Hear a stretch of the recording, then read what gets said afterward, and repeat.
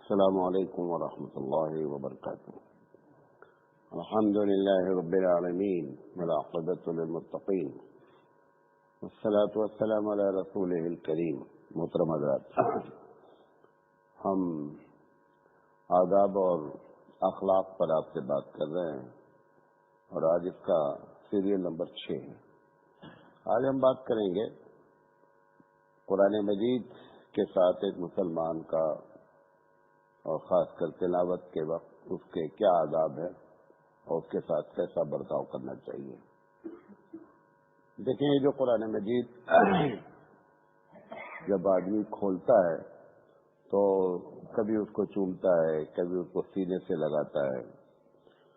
تو بعض لوگ جو ہیں اس پر یہ کہتے ہیں کہ صاحب یہ کہیں نہیں لکھا ہے کہ ایسا کرنا چاہیے. میں نے آپ کو ایک اصول بتایا تھا کہ ادب میں، کسی چیز کے ادب میں آدمی آزاد ہے. ادب کرنے میں شرط کیا ہے کہ اس کا ادب جو ہے وہ شریعت کے مخالف نہ. مثال کے طور پر امام بخاری رحمۃ اللہ علیہ جب ایک حدیث لکھتے تھے تو ایک روایت پہ آتا ہے کہ ہر حدیث کے لکھنے سے پہلے وہ وضو کرتے تھے، پھر حدیث لکھتے تھے. یہ ان کا ادب تھا. حالانکہ کہیں نہیں لکھا ہوا ہے قرآن حدیث میں کہ جب آپ حدیث لکھیں تو وضو کریں. کیوں؟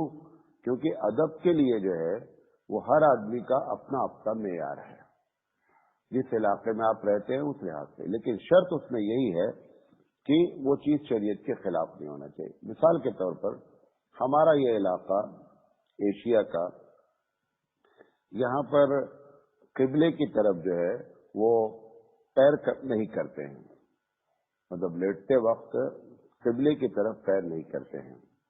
حالانکہ عربوں میں یہ کوئی چیز نہیں ہے. عربوں کے یہاں لیٹنے میں قبلے کی طرف پیر کر کے وہ بیت اللہ کے پاس لیٹے رہتے ہیں اور قبلے کی طرف پیر کیے رہتے ہیں.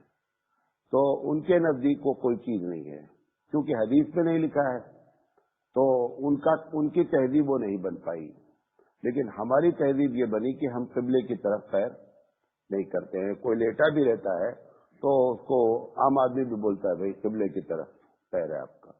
تو بتانا یہ چاہتا ہوں کہ ادب میں اصول یہ ہے کہ آپ اپنے علاقائی لحاظ سے یا آپ کے دماغ میں کوئی چیز آتی ہے لیکن وہ شریعت کے خلاف نہیں. مثال کے طور پر والدین کی طرف پیر کر کے بیٹھنا،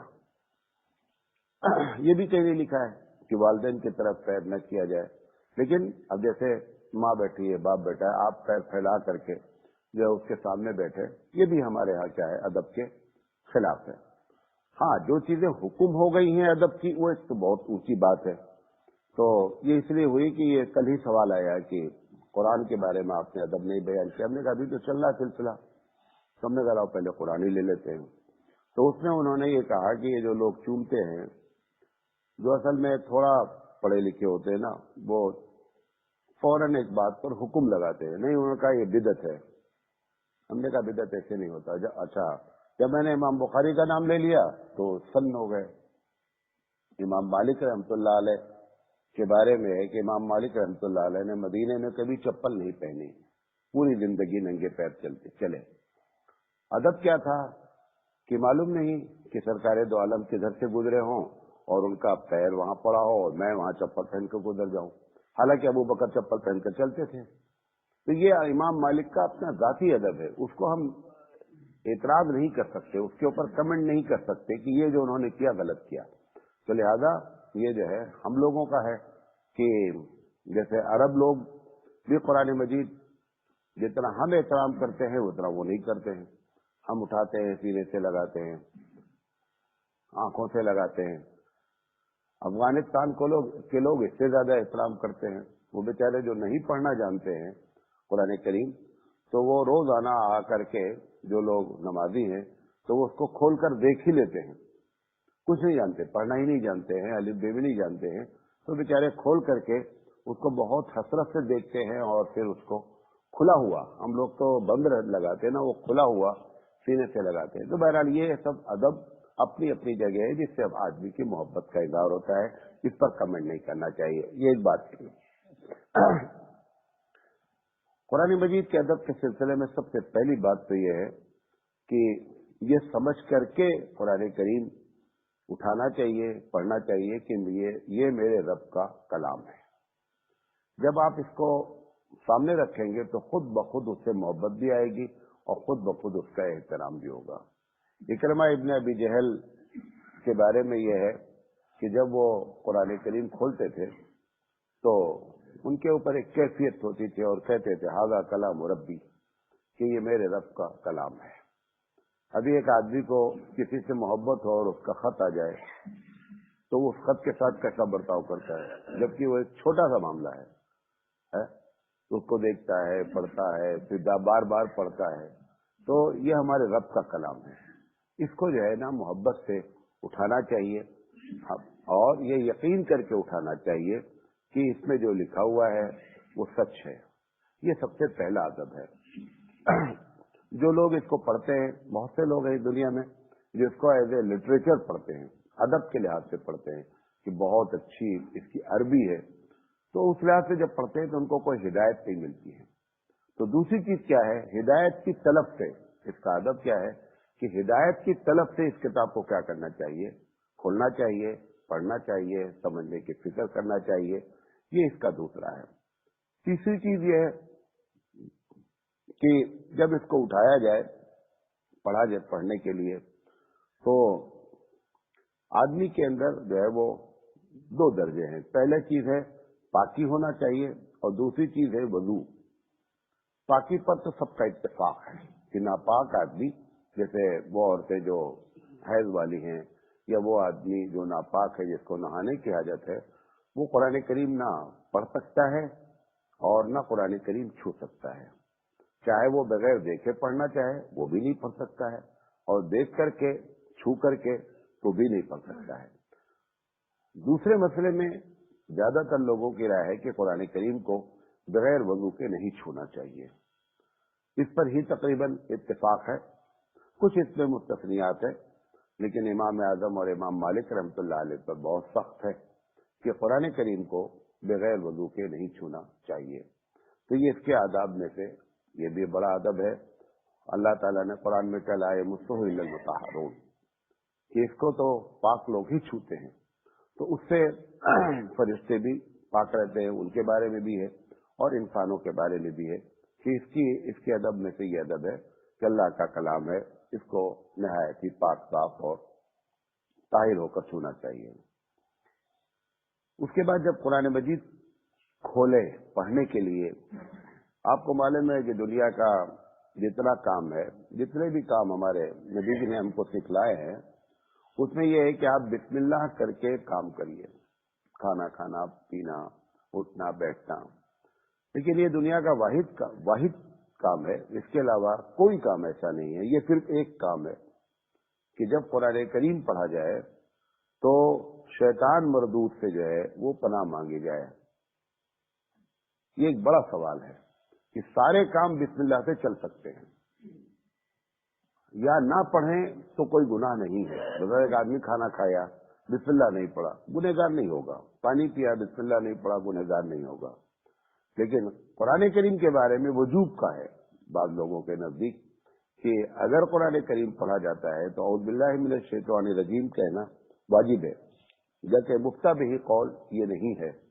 مفتہ بہ یہ کہ سنت ہے اور کوشش کرنا چاہیے کہ جان بوجھ کر کے نہیں چھوڑنا چاہیے. بعض لوگوں کا کہنا ہے نہیں واجب ہے، کیونکہ قرآن مجید کیا ہے کہ فَإِذَا قَرَأْتَ الْقُرْآنَ فَاسْتَعِذْ بِاللَّهِ، کہ جب تم قرآن پڑھو تو اعوذ باللہ من الشیطان الرجیم کہو. تو یہ اس کے بڑے ادب میں سے ایک ادب ہے. جیسے بسم اللہ الرحمن الرحیم قرآن پڑھنے میں کوئی چھوڑ دے اور اعوذ باللہ من الشیطان الرجیم پڑھ لے تو کوئی حرج نہیں ہے.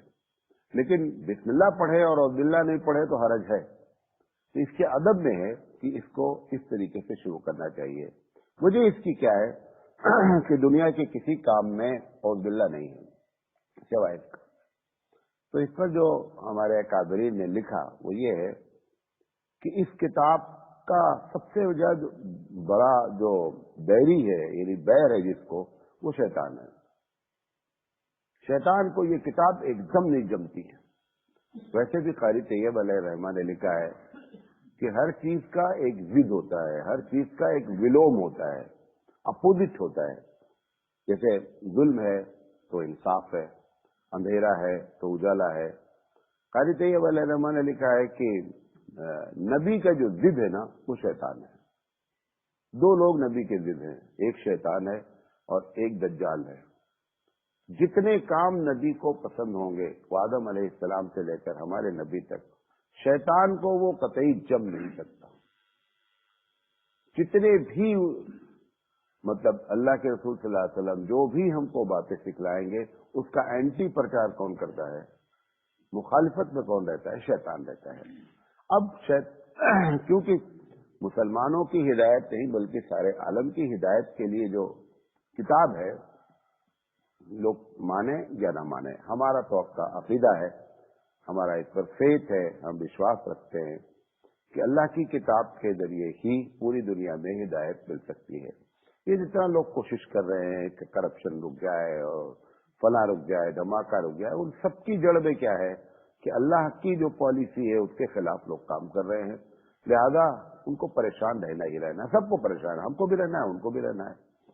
तो शैतान नहीं चाहता है कि इस किताब के जरिए दुनिया का मामला चले, इसलिए उससे सबसे पहले पनाह मांगी जाती है कि अल्लाह मैं इस किताब को खोलने जा रहा हूं और शैतान से हमारी हिफाजत फरमाइएगा। ज्यादा ये बड़े अदब में से बड़ा अदब है कि कुरान करीम को जब पढ़ा जाए तो सबसे पहले औज़ बिल्लाह कहना चाहिए। कुरान मजीद के पढ़ने के सिलसिले में अब जैसे एक चीज और भी हम लोगों के इलाके में है कि कुरान करीम की तरफ पीठ नहीं करना चाहिए, करते ना, मतलब ये हम लोग जानते हैं कि पीठ नहीं करना, हालांकि ये भी किसी हदीस में नहीं लिखा है कि कुरान करीम की तरफ पीठ नहीं करना चाहिए। अब बाद लोग जिद में आकर के वो पीठ करके जानबूझ कर बैठते हैं, ये भी अदब के खिलाफ है। भाई अगर हम ये काम कर रहे हैं कि कुरान करीम की तरफ पीठ ना करें तो हमने कुरान के खिलाफ कोई काम नहीं किया और ना कोई ऐसी चीज है जो शरीयत के खिलाफ हो। अब उसकी जिद में आकर के बाकायदा जो है बाद मदरसे में मैंने देखा जो है वो एक बच्चा बैठा हुआ है। हम लोगों के मदरसे में क्या करते हैं, जब बच्चे पढ़ते हैं तो दोनों, जैसे आप लोग कभी कभी मस्जिद में बैठते हैं तो दोनों आदमी का चेहरा आमने सामने होता है, लेकिन बाज लोग इसमें एडवांस बनने के सिलसिले में या ये कि हमारी जिद में वो कुरान करीम को पीठ किए रहते हैं, बैठते हैं। तो ये अदब जिस इलाके में वो चीज है उसमें तो कतई नहीं करना चाहिए। हाँ, जहां पर उस चीज का रवाज नहीं, अगर कोई करेगा तो हदीस की कोई मुखालफत नहीं हो रही है, लेकिन हमारे इलाके में करेगा तो यकीनन बेदबी कहलाएगी कि हम उसका एहतराम इस अंदाज में करते हैं, और अगर कोई टोके तो हमको उसका एहतराम करना चाहिए। इसी तरीके से कुरान करीम के अदब में जब पढ़ा जाए तो ठहर ठहर कर पढ़ना चाहिए। ये जो आप लोग कुरान खानी करते हैं, कुरान खानी में तो जो नौजवान लोग के होते हैं 25 से नीचे वाले, तो वही देखते हैं कि फलाना खत्म किया तो हम भी खत्म कर देंगे। हम भी ये करते थे, 4-4 सफा छोड़ देते थे, छोड़ करके अगर वो सामने वाला देख लिया हमने कि वो हमसे एडवांस है, उसने 6 सफे छोड़ा, तो वो जब छोड़ता है तो बच्चे क्या करते हैं कि उनको देखना है कि हमें यार हम तो फिर बहुत देर हो जाएगी पढ़ने में, तो 4-6 सफे छोड़ देते हैं। इसीलिए कभी भी कुरान को जो बख्शते हैं हम लोग, उसमें ये नहीं कहना चाहिए कि अल्लाह 5 कुरान का सवाब दीजिए, जो पढ़ा गया उसका सवाब। भाई हमने 4 सफे छोड़ दिया, कोई फर्क नहीं पड़ा कुरान पर, फिर 20 सफे है एक पारे में, आपने 5 पढ़ा। अगर आप ये जुमला बोले कि अल्लाह ताला जो कुछ पढ़ा गया है इसका सवाब फलां को पहुंचे, तो इसमें कोई हरज नहीं है। और अल्लाह को ये बताना जरूरी नहीं कि अल्लाह हाँ हमने 5 पढ़ा है, तुमने 5 पढ़ा है कि 7 पढ़ा है, वो सब उसके रिकॉर्ड में है। ये एक अलग बात है कि आपके कुरान खानी का जो भी तरीका है ये सब सुन्नत के खिलाफ है, ये एक अलग मसला है। लोग बोलते नहीं है क्योंकि मदरसे वालों का नुकसान होता है, कुरान खानी के नाम पे जो है वो चंदे आते हैं, कुरान खानी के नाम पे बच्चों को खाना मिलता है, लेकिन कुरान खानी के जितने भी तरीके हैं, अच्छा नहीं लगेगा आपको लेकिन बता रहे हैं, कुरान खानी के जितने मुरव्वजा तरीके हैं यानी जो राइज है, कोई भी तरीका सुन्नत पर नहीं है। नबी करीम सल्लल्लाहु अलैहि वसल्लम के जमाने में कभी लोगों को इकट्ठा नहीं किया गया कि आओ फला मर गया है, आओ फला की दुकान की इफ्तिताह है, आओ फला का घर की ओपनिंग है, इसमें कुरान खानी है। ऐसा एक वाकया सच्चा भी मौजूद नहीं और झूठा भी मौजूद नहीं है। लेकिन ये हमारे जो है भारतीय लोगों ने चालू किया, लेकिन ये गलत है। तो आप ये नहीं सोचें कि मौलाना ने कुरान खानी का जिक्र किया तो कुरान खानी जायज है, इसलिए बीच में बोलना पड़ा। कुरान खानी का कोई तरीका नहीं है। ईसाल सवाब करना चाहिए, ईसाल सवाब कि आप सवाब पहुंचाना चाहते हैं, ठीक है, आप सवाब पहुंचा दें। हमारे यहाँ खासकर इमाम शाफी रहमतुल्लाह अलैह और गालिबन अहमद बिन हम्बल भी इसमें शामिल हैं, लेकिन इमाम शाफी और इमाम हनीफा रहमतुल्लाह अलैह की राय ये है कि फर्ज को छोड़कर, बुनियादी बात समझ लें, फर्ज को छोड़कर हर नफिल काम का सवाब ट्रांसफर किया जा सकता है। आपने एक काम किया, आप जिंदा मुर्दा अपने नाम जो भी आप नियत करेंगे वो हो जाएगा। आपने सूरह फातिहा पढ़ी कि अल्लाह ये जो सवाब इसका मिला है, सूरह फातिहा नहीं जाती वहां, उसका जो रिवार्ड है, उसका जो सवाब है, आप ये नियत कर लें कि जो मैंने पढ़ा है इसका सवाब 50% मेरी अम्मी को चला जाए। आपने इरादा किया 50% का सवाब उनको चला गया। कोई भी आप देख काम करें, तस्बीह पढ़ें, नफिल नमाज पढ़ें, किसी को खाना खिला दें, कुआं खुदा दें, हज करा दें, कोई भी नफली काम जितने भी है उसका सवाब ट्रांसफर किया जा सकता है, वही साल सवाब है। लेकिन आपने जो मुरव्वजा तरीका अख्तियार किया है ये सुन्नत से साबित नहीं है, वल्लाहु आलम बिस्सवाब। तो कुरान मजीद को ठहर ठहर कर पढ़ना चाहिए और अल्फाज की अदायगी होनी चाहिए, कोशिश करनी चाहिए कि उसको सही पढ़ें। इसी तरीके से कि जब कुरान करीम पढ़ा जा रहा हो तो जितनी दूर तक आप उसकी कारी की आवाज जा रही है, पढ़ने वाले की आवाज जा रही है, वहां पर बैठ करके जो है वो बात नहीं करना चाहिए। बाद लोगों के नजदीक ये बहुत बड़ा गुनाह है। कुरान मजीद कहता है कि फैज़ा क़ुरिअल क़ुरान फस्तमिऊ लहू वन्सितू, कि जब कुरान करीम पढ़ा जाए तो तुम खामोश रहो और सुनो। जमहूर का इस पर इत्तेफाक है, इससे मुराद असल खुतबा है और नमाज है कि नमाज के वक्त में। लेकिन दूसरे लोगों की राय है कि किसी भी वक्त कुरान करीम अगर पढ़ा जाए तो ये हमारी जिम्मेदारी होती है कि हम, अगर आपको बात ही करना है आप बाहर चले जाइए, जहां तक उसकी आवाज जा रही है वहां तक आप बैठ करके बात नहीं करें, बल्कि हमारी जिम्मेदारी है कि हम कुरान करीम सुनें।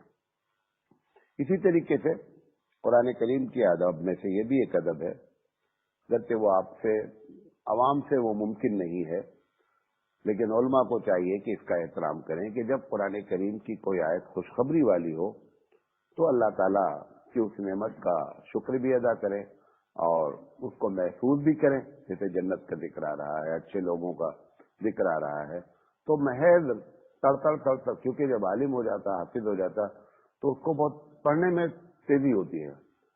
अगर वो गौर और फिक्र करके पढ़ता है तो बोलता है यार इतना करेंगे उतनी देर में तो हम 3 पारा खींच देंगे।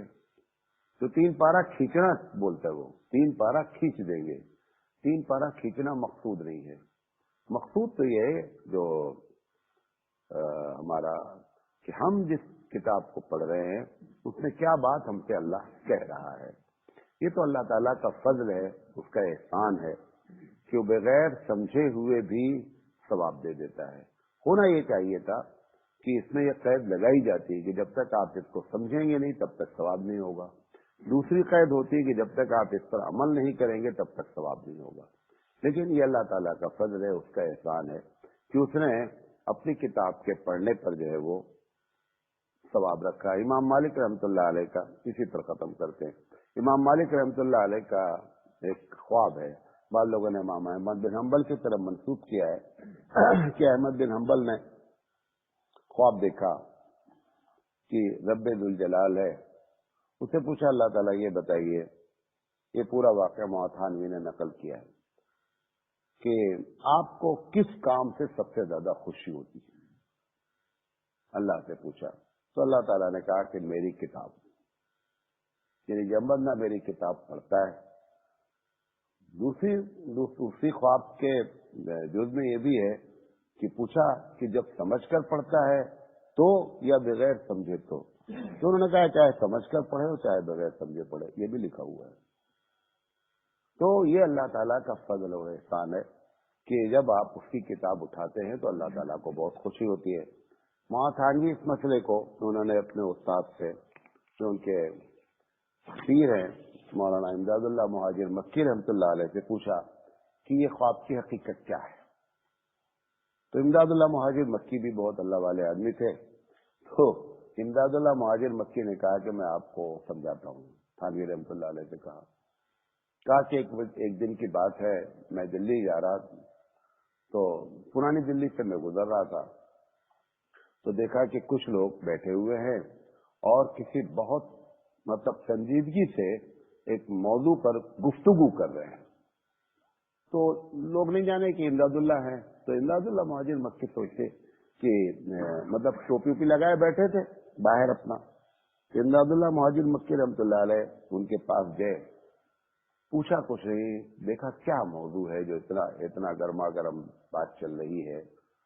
तो देखा कि उनकी एक किताब है इमदादुल्लाह मुहाजिर मक्की की, उसको बैठ करके उस पर मुज़ाकरा हो रहा है। अब उनको नहीं मालूम कि हजरत है ये। इमदादुल्लाह मुहाजिर मक्की ने इमाम थानवी रहमतुल्लाह अलैह से कहा कि मुझे बड़ी खुशी हुई कि यार मेरी किताब इस लायक है कि लोग बैठते हैं और उसका मुज़ाकरा होता है। मैं अंदर से एकदम गदगद हो गया है, एकदम खुश हो गया। तो उन्होंने समझाया कि जो पूरी कायनात की हिदायत के लिए किताब हो, उस किताब को जब आप उठाते होंगे तो परवरदिगार आलम कितना खुश होता होगा। हमारी किताब तो किसी लायक नहीं है, उसके बावजूद मेरे दिल की कैफियत कि एकदम मैं खुश हो गया। और जब बंदा अल्लाह की किताब उठाता होगा तो अल्लाह कितना खुश होता होगा। ये कह करके मौलाना ने जो है वो थानवी रहमतुल्लाह अलैह को इस तरीके से समझाया। ये कुरान के आदाब थे और एक आध बातें हैं, इंशाअल्लाह जिंदगी तो बात करेंगे। वाखिर दावाना अल्हम्दुलिल्लाह।